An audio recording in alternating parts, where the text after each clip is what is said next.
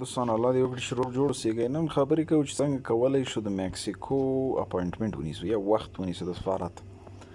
د دې یو سایټ دی چې دغه سایټ دی، زه به یې لینک تاسو ته په ویډیو کې پرېږدم. دغه سایټ ته چې تاسې ورنوتئ په دې کې به تاسو خپل زحمت وباسئ او اکاونټ به کریټ کړئ. اکاونټ کې نوم غواړي، جیمیل غواړي، داسې کوم اډوانس معلومات نه غواړي. ما اکاونټ کریټ کړی، نو په دې دلیل باندې زه لاګین کېږم. دا اکاونټ شو زما، دا هم انټر. کله چې ننوتئ سایټ ته نو دلته به تاسو چې وکئ سکیجول باندې به کلیک وکئ. سکیجول باندې تاسو کلیک وکړئ، دلته یو میسیج درکوي if the office is not displayed in the office catalog. وایي که چېرته د دفتر په دې برخه کې دفتر ښکاره نه شو it is because it is currently unavailable. ځکه وایي اوس ان نه دی. مثال په ډول زه اوس غواړم ایران کې ونیسم، ایران پروینس ولایت تهران، او آفس نو آفس فاوند. ګورئ لیکلي نو آفس فاوند، مطلب دفتر ان نه دی.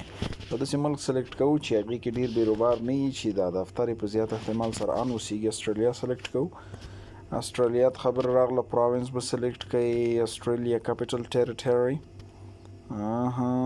را به شو دفتر ته، دغه د دفتر یې دغه ده. را به شئ لاندې سلیکټ به یې کوئ، اکسپټ به ووهئ، او دلته به چې کوئ انټر یور کی پاپولیشن رجسټر کی. خپل کی پاپولیشن رجسټر کی هم داخله کوئ.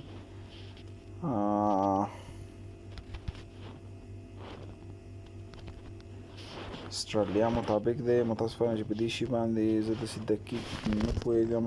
اډ مینولي به یې کوو. فرست نیم، لاست نیم، سیکنډ نیم، سرد نیم، ډیټ اف برث، جنډر، نیشنلټي، کنټري اف برث ویریفای. د هغې نه وروسته کنټینیو. Has the applicant already obtained a passport or consular visa previously؟ یا مخکې دغه مشتری یا پاسپورټ لاسته راوړی د کنسولر دغه برخې څخه؟ نو دی کلیرلی. دلته به خپل انفارمیشن اډ کوئ. د هغې نه وروسته تاسو ته فورم راځي، سروسز، خدمات، ډاکومنټس. دا کې هم فقط د معلومات درنه غواړي. کانټیکټ تاسو سره څنګه تماس ونیسي، او ورځ به انتخاب کړئ، کلنډر ورځ، او کنفرم به یې کړئ. د هغې نه وروسته ستاسو ټایم څه شی کېږي، بوک کېږي، او پروسس مو مخې ته ځي، او ډیټ درکوي چې په دغه ډیټ او دغه ټایم کې به تاسو راشئ. نو دا یې طریقه ده. کوم خاص شی نشته پکې، خو دومره ده چې فقط داسې یو ملک یا داسې یو ټایم کې تاسو تماس ورسره ونیسئ چې سایټ څه شی اوسېږي، ان اوسېږي. مننه.